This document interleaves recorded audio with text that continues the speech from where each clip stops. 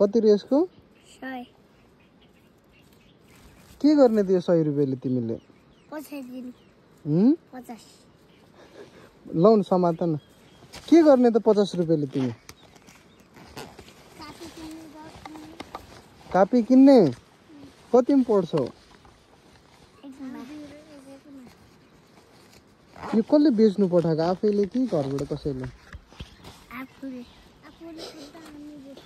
आफूले कसरी त अनि? मम्मी बाबाले दिनुभयो हैन? छैन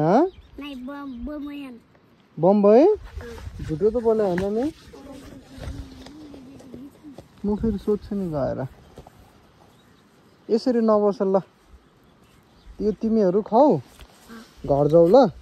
नै पर्दैन, घर जाऊ, बाटोमा गाडीहरूले हान्नु सक्छ ल। तिम्रो नाम? तिम्रो?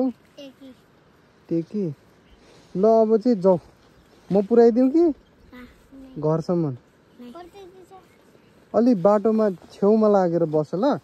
तिमी यतापट्टि बस्नु हुँदैन, बुझ्यो? तिम्रो